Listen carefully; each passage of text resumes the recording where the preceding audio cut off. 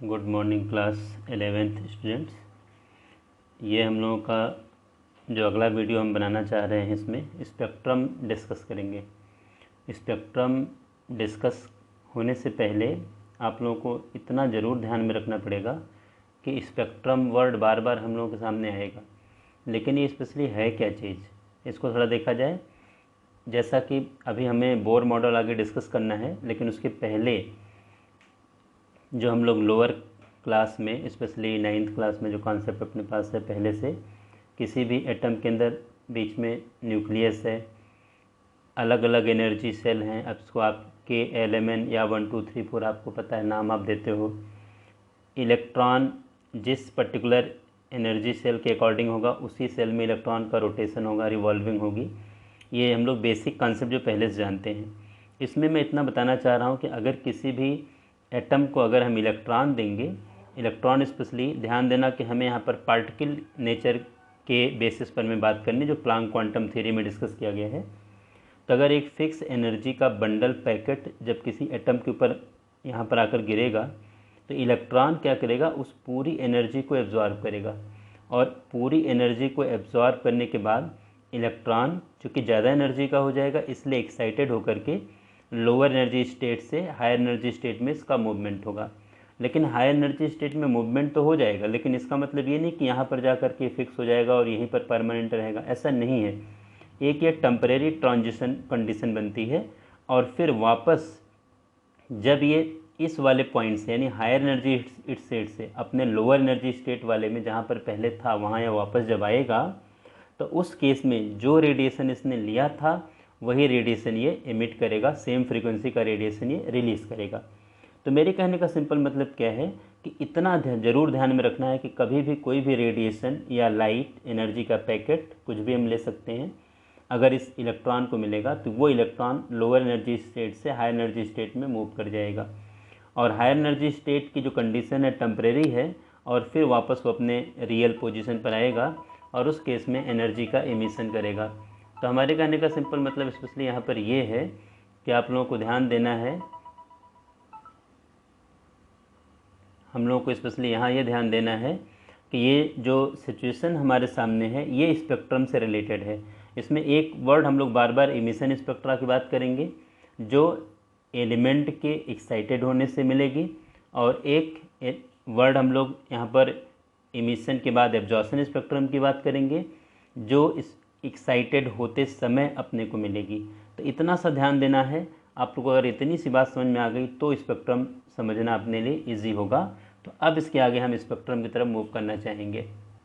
अब इसके आगे देखिए, हम लोग इमिशन एंड एब्जॉर्प्शन स्पेक्ट्रा की तरफ मूव करना चाहेंगे।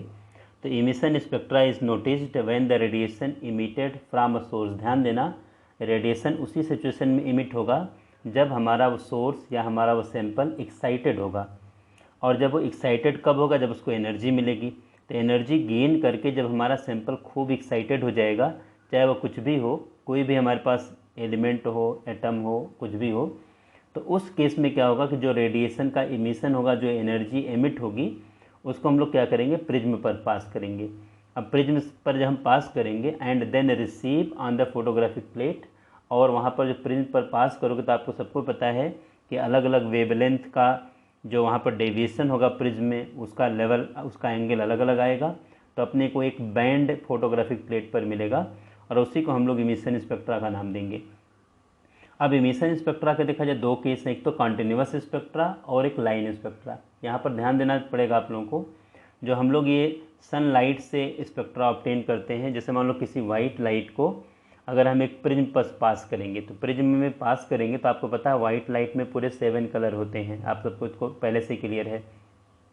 तो जो वेव शॉर्टर वेवलेंथ की होगी, और आपको सबको पता है कि शॉर्टर वेवलेंथ की जो वेव होंगी वहाँ पर देखा जाए, यानी सबसे ज़्यादा वेवलेंथ रेड की होगी, और येलो की, सॉरी वायलेट, यानी वायलेट की जो रेडिएशन होगी सबसे शॉर्ट होगी।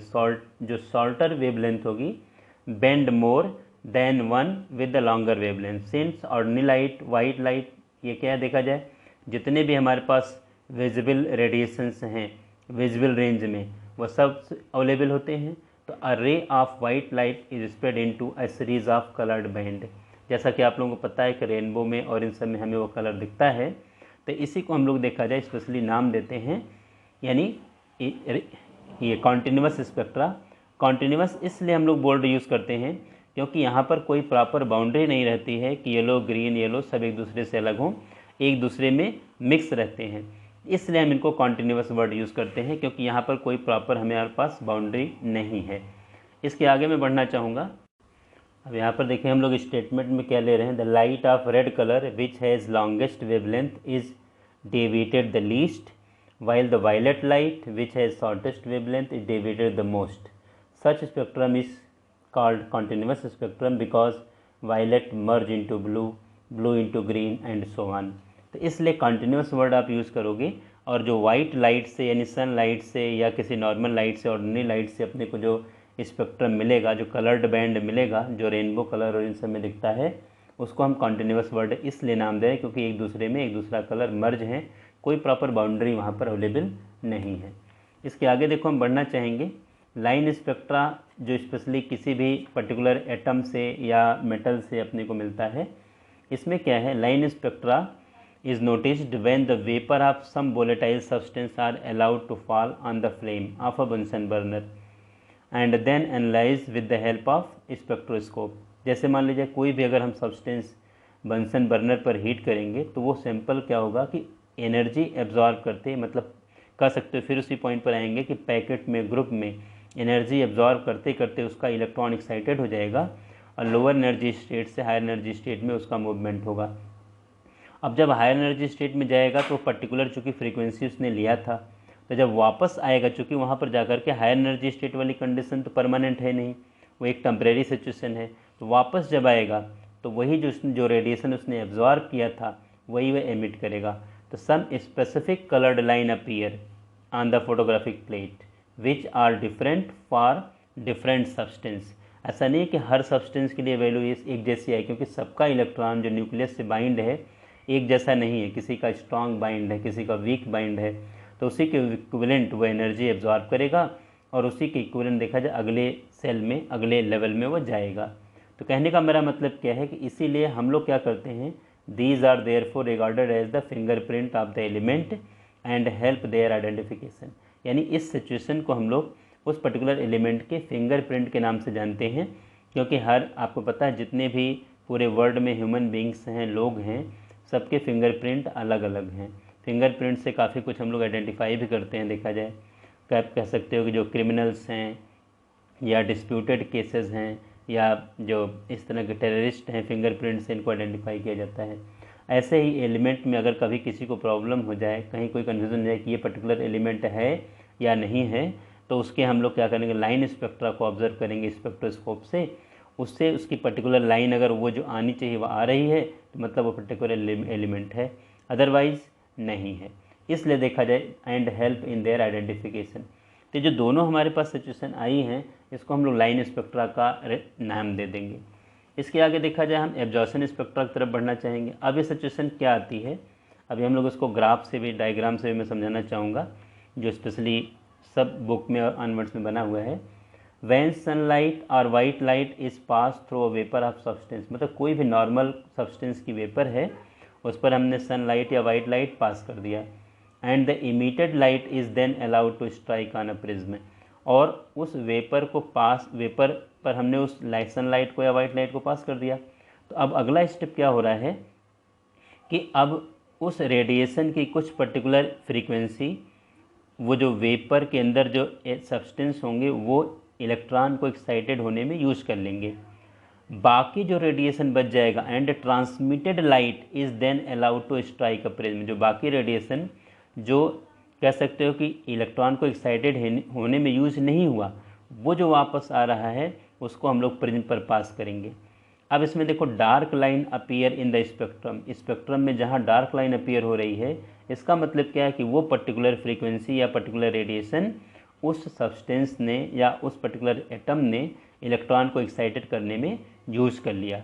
The dark line indicate that the radiation correspond to them were absorbed by the substance from the white light. अब इस तरह से जो अपने को स्पेक्ट्रम मिलेगा इसको हम लोग एब्जॉर्प्शन स्पेक्ट्रम का नाम देंगे। तो इसको थोड़ा सा हम डायग्राम के थ्रू समझाना चाहेंगे, आप लोग थोड़ा अच्छी तरह से समझना लाइन स्पेक्ट्रम को, यानी कह सकते हो कि एब्जॉर्प्शन और इमिशन दोनों को थोड़ा सा आप लोग ध्यान से इसको समझने का प्रयास करना। फिर हम लोग आगे लाइन स्पेक्ट्रम ऑफ हाइड्रोजन पर आएंगे। ये आप लोगों के सामने देखो, मैं 3 फिगर का डिस्कशन करना चाह रहा हूँ। ये आप लोगों के पास NCERT बुक में भी है या अपने पास आपके पास कोई भी हेल्पिंग बुक होगी, सब में ये चीज़ अवेलेबल है। यहाँ पर देखो हम लोगों ने क्या किया है, एक हमने यहाँ पर बैरियर लगा रखा है, इसमें एक छोटा सा मैंने स्लिट लिया है। यहाँ पर वाइट लाइट हम पास करेंगे तो इस स्लिट से जो लाइट आ रही, लाइट की बीम जो बाज रही है, यहाँ पर देखो मैंने प्रिज्म रख दिया है और प्रिज्म में देखा जाए 7 कलर यहाँ पर डेविएशन हो रहा है। चूँकि यहाँ पर देखा जाए वेवलेंथ रेड की सबसे ज़्यादा, इसलिए रेड का डेविएशन सबसे कम होगा, और वेवलेंथ वायलेट की सबसे कम है, इसलिए उसका डेविएशन सबसे ज़्यादा होगा। तो इसलिए देखा जाए पूरा ये 7 कलर का हमें बैंड मिलेगा, जो यहाँ पर हम फोटोग्राफिक प्लेट अगर रख देंगे तो 7 कलर अपने को यहाँ पर अपीयर हो जाएंगे। इसी को हम लोग कॉन्टिन्यूस का नाम दे रहे हैं। यहाँ पर देखो VIBGYOR, जो कि आपको पहले से ही पता है, violet, indigo, blue, green, yellow, orange और रेड। यहाँ पर इन्होंने तो इस तरह से डायग्राम में बना रखा, लेकिन आप सबको पता है कि ये जो एक यानी वायलेट, इंडिगो, ब्लू, ग्रीन किसी की पर्टिकुलर बाउंड्री नहीं है, एक कलर दूसरे कलर में मिक्स होता है, जैसा कि आप लोग रेनबो इन सब में देखते हो। इसलिए इसको हम कॉन्टिन्यूस लाइन स्पेक्ट्रा का हम लोग नाम देते हैं, क्योंकि यहाँ पर भी चूँकि सन से जो रेडिएशन वाइट लाइट अपने को मिल रही है, या किसी एक्साइटेड सैंपल से जो वाइट लाइट अपने को मिल रही है, उसमें 7 कलर तो हैं, और भी रेडिएशन हो सकते हैं, लेकिन चूँकि हम लोग केवल 7 कलर यानी विजिबल रीजन को ही देख सकते हैं, बाकी रीजन को हम देख नहीं सकते। ये तो एक सिंपल सा कॉन्टिन्यूस स्पेक्ट्रम का डिस्कशन है। इसके आगे देखो दूसरा केस, हम थोड़ा सा इमिशन स्पेक्ट्रा की तरफ बढ़ना चाहेंगे। यहाँ पर देखिए हम लोगों ने बंसन बर्नर ले रखा है, और यहाँ NaCl जो सोडियम क्लोराइड है, प्लेटिनम के वायर के ऊपर हम लोग क्या कर रहे हैं कि इस NaCl को लेकर के यहाँ पर हीट कर रहे हैं। अब NaCl को जब हीट करेंगे तो NaCl का जो इलेक्ट्रॉन होगा इस बंसन बर्नर से कह सकते हो कि एनर्जी एब्जॉर्ब करेगा, और उसका इलेक्ट्रॉन एक्साइटेड होगा। एक्साइटेड होने के बाद जब हाई एनर्जी स्टेट से लोअर एनर्जी स्टेट में आएगा, मतलब डी एक्साइटेड होगा, तो उस केस में देखा जाए जो रेडिएशन इमिट होगा, उस रेडिएशन को देखो हम लोग करेंगे यहाँ पर पर्टिकुलरली पास करेंगे। तो जो आपके सामने लाइन स्पेक्ट्रा यहाँ पर आ रही है, वोलेटाइल सॉल्ट जो हम लोगों ने यहाँ पर लिया फ्लेम पर, यानी एक्साइटेड करने के लिए मैंने इसको लिया है। एक्साइटेड होने के बाद जो एनर्जी का इमिशन हो रहा है वो देखा जाए अपने को यहाँ पर मिलेगा। यहाँ पर देखो 2 येलो लाइंस आपके सामने दिख रही हैं। इसका मतलब क्या है कि जब इसका इलेक्ट्रॉन एक्साइटेड होने के लिए येलो रीजन से, यानी विजिबल रेंज में येलो रीजन से एनर्जी एब्जॉर्ब करेगा, और जब इलेक्ट्रॉन डी एक्साइटेड होगा तो उसी येलो कलर वाले रेडिएशन को का इमिशन करेगा। तो मेरे कहने का मतलब क्या है कि ये हमारा सैंपल एक्साइटेड होने के बाद की कंडीशन है लाइन स्पेक्ट्रा। क्योंकि यहाँ पर हर सब्सटेंस, हर एलिमेंट के लिए ये वैल्यू अलग अलग आएगी, इसलिए इसको हम लोग फिंगरप्रिंट का नाम देने लगते हैं। अगले केस में देखा जाए, यहाँ पर हम एक और केस लेना चाहेंगे। यहाँ पर हम लोग क्या करेंगे, देखिए यहाँ पर हमने हाइड्रोजन गैस लिया है।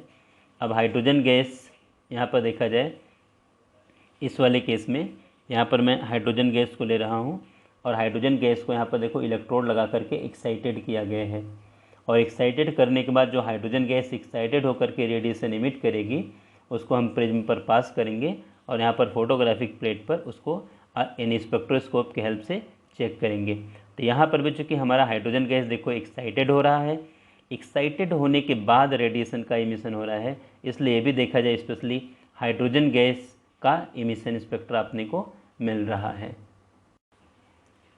सबसे लास्ट में यहाँ पर देखिए एब्जॉर्प्शन स्पेक्ट्रा की बात मैं करना चाहूँगा। यहाँ पर देखिए वाइट लाइट हमने ली है, यहाँ पर NaCl का हमने सोल्यूशन लिया है। अब NaCl का सोल्यूशन एक्साइटेड होने के लिए जो रेडिएशन एब्जॉर्ब करना होगा वो एब्जॉर्ब कर लेगा, बाकी जो रेडिएशन इसके थ्रू एब्जॉर्ब नहीं होगा वो आगे देखो इमिट होगा। तो प्रिज्म पर मैंने उसको पास किया है, और यहाँ पर जो हमें स्पेक्ट्रम पर जो रेडिएशन मिलेगा, यहाँ पर देखा जाए अब ये हमारे सामने एब्जॉर्प्शन स्पेक्ट्रा होगा। क्योंकि क्या दिखाना चाहिए, dark line in yellow region. इसका मतलब जो येलो रीजन वाली लाइट थी, इस सोडियम क्लोराइड ने अपने इलेक्ट्रॉन को एक्साइटेड करने में यूज़ कर लिया। बाकी रेडिएशन जो इसने एब्जॉर्ब नहीं किया वो आगे देखो प्रिज्म पर जाएंगे, और यहाँ पर रेडिएशन यहाँ पर अपने को फोटोग्राफिक प्लेट पर उसकी कह सकते हैं कि अपने को बैंड या जो यहाँ पर मिलनी चाहिए वो मिलेगी। अब जो रेडिएशन जहाँ पर डार्क लाइनें दिख रही हैं, इसका मतलब वो पर्टिकुलर फ्रीक्वेंसी या वो पर्टिकुलर रेडिएशन उस सैंपल ने एक्साइटेड होने के लिए यूज़ कर लिया और बाकी को ये रिलीज़ कर रहा है। तो इसको भी आप लोगों को अच्छी तरह से समझने की ज़रूरत है। इस तरह से सैंपल तो यहाँ पर एक कह सकते हैं नॉर्मल से ग्राउंड स्टेट से एक्साइटेड हो गया, लेकिन जो इसने एब्जॉर्ब किया बाकी को इसने रिफ्लेक्ट कर दिया। तो ये हमारा जो स्पेक्ट्रम इस तरह से मिलेगा वो हमारा एब्जॉर्प्शन स्पेक्ट्रम होगा, और एक्साइटेड होने के बाद जो स्पेक्ट्रम मिलता है वो एमिशन स्पेक्ट्रा रहता है। Specially line spectra of hydrogen को मैं स्पेशली डिस्कस करना चाहूँगा। अब when electric discharge is pass through hydrogen gas enclose in discharge, अभी हम लोगों ने डायग्राम में डिस्कस किया। Under low pressure the emitted light is analysed by spectroscope. The spectrum consist of large number of lines which are grouped into different series. अब इसमें देखा जाए अलग अलग काफ़ी सीरीज़ें इसमें बनी हुई हैं, तो हम लोग इसकी तरफ थोड़ा यानी करना चाहेंगे।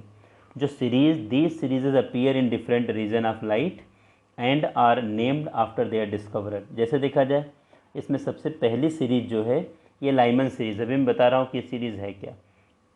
ये अपने को अल्ट्रा वायलेट रीजन में मिलती है। सेकेंड सीरीज़ जो है ये देखिए बामर सीरीज़ है, ये विजिबल रीजन में मिलती है। सबसे पहले बामर सीरीज़ डिस्कवर की गई थी क्योंकि विजिबल पार्ट में अपने को मिली थी। लाइमन सीरीज़ अल्ट्रावायलेट में मिलेगी। अब अल्ट्रावायलेट रेडिएशन हम लोग देख नहीं सकते, केवल स्पेक्ट्रोस्कोप के हेल्प से इसको एनालाइज कर सकते हैं। बाकी देखा जाए पास्चन, ब्रैकेट, फॉन्ड, हम्फ्री, ये सब अलग अलग सीरीजेज हैं। ये इंफ्रारेड रीजन में अपने को मिलेंगी, और लास्ट वाली तो फार इंफ्रारेड में जा कर के अपने को मिलेगी। तो इधर की जितने भी ये सीरीजेज हैं इनको भी हम देख नहीं सकते, और लाइमन सीरीज़ को भी देख नहीं सकते, केवल हम बामर सीरीज़ को देख सकते हैं।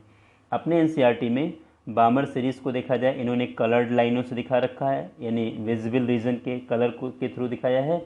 बाकी लाइमन सीरीज़ और इधर देखा जाए पास्चन, ब्रैकेट, फॉन्ड, हम्फ्री, इन सबको कोई भी कलर शो नहीं किया, क्योंकि ये सब कलर कह सकते हो कि अपने को दिखेंगे ही नहीं, केवल इसको स्पेक्ट्रोस्कोप के हेल्प से इनकी एनालिसिस होगी। अब थोड़ा समझने के लिए आप ध्यान देना। जैसे मान लिया जाए कि ये अपने हाइड्रोजन का न्यूक्लियस है। यहाँ पर देखिए फर्स्ट ये N1 है, ये देखा जाए दूसरा हम लोग लेके चलते हैं N2। यहाँ पर थोड़ा सा हम इसको और ज़्यादा लेके चलेंगे समझाने के हिसाब से, यानी बड़ी बड़ी लाइनें लेके चलेंगे। यहाँ पर देखा जाए N3 लेके चलें, यहाँ पर लेना चाहेंगे, N4 लेना चाहेंगे, N5, N6, ऐसे ही आप N7 ऐसे ले सकते हो। अब हमारा इलेक्ट्रॉन, ध्यान देना, कहीं से भी, यानी अगर आप सबको इतना तो क्लियर है कि हाइड्रोजन का इलेक्ट्रॉन है कहाँ, फर्स्ट सेल में है, यहाँ पर इलेक्ट्रॉन है।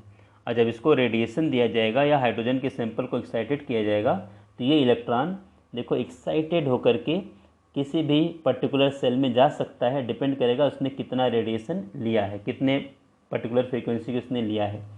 अब किसी भी हाई एनर्जी स्टेट से इलेक्ट्रॉन देखा जाए, ये N2, N1, किसी भी हाई एनर्जी स्टेट से जब इलेक्ट्रॉन डी एक्साइटेड होकर के फर्स्ट सेल में आएगा, फर्स्ट वाले में N1 में आएगा, तो इससे अपने को लाइमन सीरीज़ मिलेगी। यानी इस चीज़ से अपने को लाइमन सीरीज़ फर्स्ट वाली मिलेगी। मतलब सेकंड से अगर आ रहा है, या थर्ड से आ रहा है, या फोर्थ से आ रहा है, या फिफ्थ से आ रहा है, या सिक्स से आ रहा है, किसी भी पर्टिकुलर, यानी कह सकते हो कि रेड एनर्जी सेल से अगर इलेक्ट्रॉन डी एक्साइटेड होकर के फर्स्ट सेल में आएगा तो लाइमन सीरीज़ अपने को मिलेगी, और ये अल्ट्रावायलेट रीजन में मिलेगी। यानी कहने का मतलब ये लाइमन सीरीज़ है।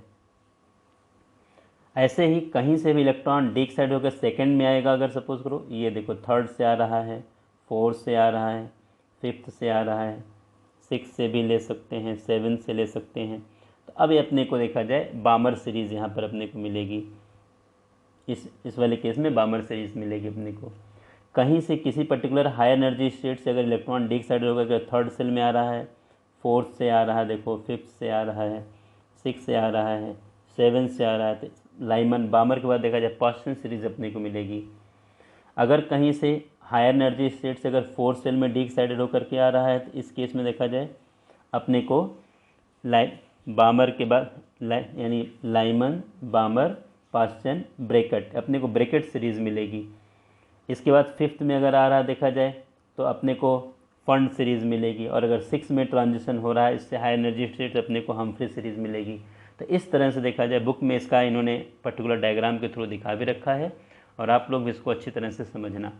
अब यहाँ पर एक चीज़ समझने की ज़रूरत ये है कि जो ये रेडिएशन का यानी हायर एनर्जी स्टेट से इलेक्ट्रॉन डी एक्साइटेड होकर के पर्टिकुलर सेल में आ रहा है तो किस वेवलेंथ या किस फ्रीक्वेंसी का रेडिएशन इमिट करेगा। इसके लिए देखा जाए रेडबर्ग ने 1890 में एक सिंपल थ्योरेटिकल इक्वेशन दे दिया जिससे हम वेवलेंथ या वेव नंबर का कैलकुलेशन कर सकते हैं। अब देखा जाए यहाँ पर न्यू बार जिसको हम लोग वेव नंबर का नाम देते हैं, और आपको पता है कि वेव नंबर और लेमडा में 1/λ का रिलेशन है। तो 1/λ is equal to wave number nu bar is equal to RH 1/n1 square minus 1/n2 square. यहाँ पर RH कांस्टेंट है, इसको हम रेडबर्ग कांस्टेंट का नाम देते हैं, और इसकी जो वैल्यू आती है 1.0967 सेंटीमीटर इनवर्स में या 1.0967 मीटर इनवर्स में ये वैल्यू आती है। n1 और n2 ये इंटीजर हैं और हमेशा n2 की वैल्यू n1 से ज़्यादा रहेगी हमेशा, क्योंकि इलेक्ट्रॉन डी एक्साइटेड हो रहा है, मतलब हायर एनर्जी स्टेट से लोअर एनर्जी स्टेट में आ रहा है। अब अगर बाई चांस इसको हमें लाइमन सीरीज़ के लिए इस फार्मूले को यूज़ करना है तो n1 की वैल्यू हमेशा 1 आएगी और n2 की वैल्यू 2, 3, 4, 5, 6 कुछ भी ऐसे आएगी जो आपके न्यूमेरिकल में दिया जाएगा। बामर सीरीज़ के लिए अगर इस फार्मूले को हमें यूज़ करना है तो n1 की वैल्यू 2 आएगी और बाकी n2 की वैल्यू 3, 4, 5, 6 कुछ भी ऐसे आएगी, हायर वैल्यू आएगी। पास्चन के लिए n1 की वैल्यू 3 आएगी और n2 की वैल्यू उससे हायर आएगी। ब्रैकेट के लिए n1 की वैल्यू 4 आएगी और बाकी n2 की वैल्यू 5, 6 कुछ हायर वैल्यू आएगी। फंड के लिए n1 की वैल्यू 5 आएगी और हम्फ्री के लिए n1 की वैल्यू 6 आएगी और बाकी जो n2 की वैल्यू सबके लिए हायर वैल्यू उसके अकॉर्डिंग आएगी। तो इतना सा डिस्कशन आप लोग अच्छी तरह से समझना, करना, ध्यान से पढ़ना, क्योंकि स्पेक्ट्रम पार्ट अगर हमारा कंप्लीट हो गया तो अब इसके आगे हमारा बोर्स मॉडल का डिस्कशन होगा। इसको थोड़ा सा आप लोग अच्छी तरह से NCERT की बुक भी पढ़ना, वीडियो को एक बार 2 बार अच्छी तरह से देखना, समझना। कोई डाउट्स होंगे तो आप फ़ोन करके या डाउट यानी कमेंट सेक्शन में जाके कमेंट करके आप लोग अपनी बात कह सकते हो। Thank you.